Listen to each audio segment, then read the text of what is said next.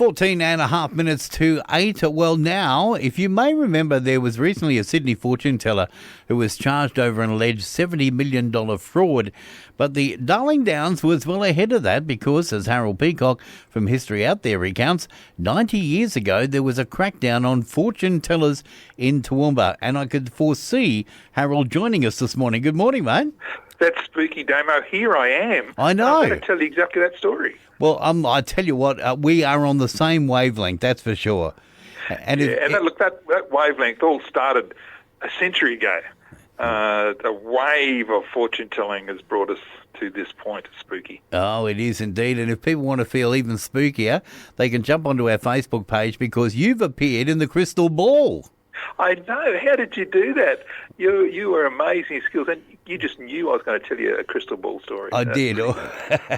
Mate, let's go back 90 years and on the Darling Downs when fortune tellers reigned supreme. Yeah, and it was quite historic. Look, the decade after the First World War, they were the golden years for fortune tellers. And in the Depression in the 1930s, popularity only grew even more.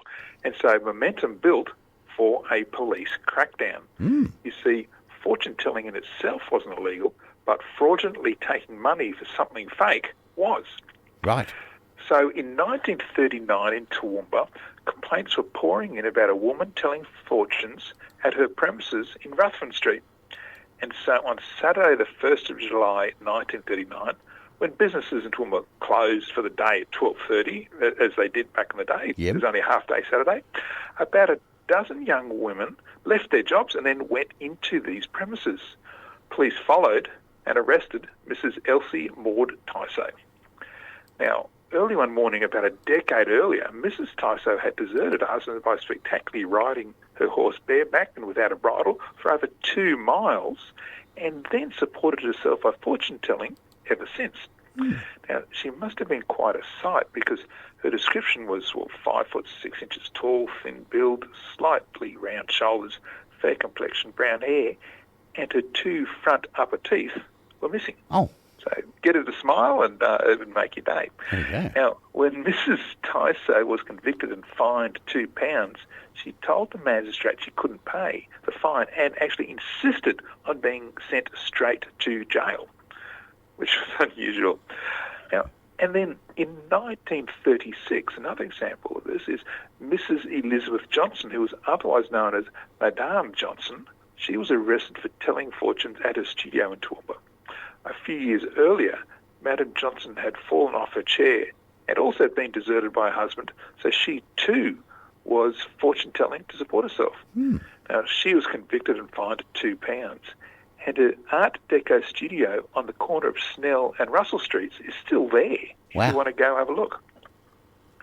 But the big crackdown in Toowoomba began in 1934 when Queensland's first policewoman was put on the case.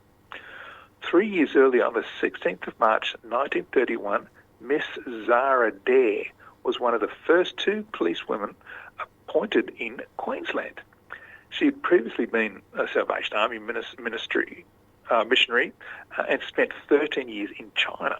So policing was another way for her to serve, but here back at home. Now, policewoman Dare, she was becoming a bit of a clairvoyant specialist even before her big Toowoomba sting. She'd already picked up Martha Jane Williams, otherwise known as Madame Belray, for her to be convicted of fortune-telling and fined £5. But on the 17th of December 1934, policewoman Dare set the record for bringing 4 separate fortune-tellers to the Toowoomba courthouse on the same day. She'd actually rounded them all up together, brought them into court, and had them convicted. Now, the record-setting quartet included Toowoomba's veteran fortune-teller, Mrs. Edith Martha Wood. Now, she was a widow living in Neal Street. Mrs. Wood had been telling fortunes and fined for over a decade. She was a recidivist. But on this occasion, Mrs. Wood appeared in court with a face hidden by a dark veil. Now, of course, the magistrate asked to remove the veil. She refused, but eventually consented.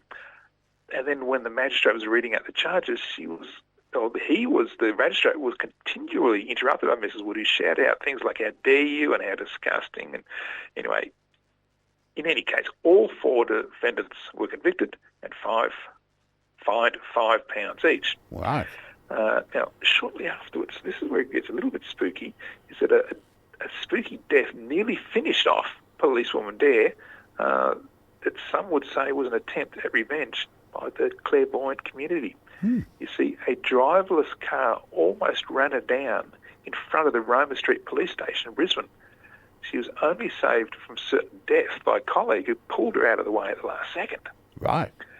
Now, policewoman Zara Dare, that's a name I think we should remember, because she was later presented with a cut glass water set, crystal set. It was in honour of her pending nuptials. You see, that's what ended her historic policing career, because she got married on the 4th of March 1940 and resigned from the force. Right. But just let me say, Zara Dare's place in history had already been secured as both Queensland's first policewoman 9 years earlier and a record haul of fortune tellers in the crackdown right here in Toowoomba. There you go. I just can't believe that those fortune tellers couldn't see that all coming. Oh, look, I know, and well, at least they could have the money ready to pay to avoid all the stress of going to court. Exactly. They should have been looking in their crystal balls. Yeah, that's right. Just like you did for me on your website. Exactly. On your Facebook post. I could see. I looked into the crystal ball. I could see you were there and ready to go. And I am. Look, this is a historic story, not only, I guess, for the times of the 1930s, but policing, like a policewoman now, it's nothing. It's standard. But back then, the very first one, and actually played a really important role protecting the community from fraud back then. Now, mate, you'll be posting this story on your website? Absolutely. I do that on Friday mornings.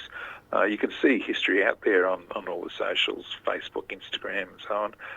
And the story I'll post on my website, historyouthere.com. Mate, always a good yarn. Appreciate it very much, and thank you for taking us back in history 90 years to the days when all of those, I guess, madams were alive and kicking. That's right. And just take care, because there's fraud out there. Sydney showed that this week as well. Exactly. Mate, have a great week. We'll look forward to catching up again next week. See you then.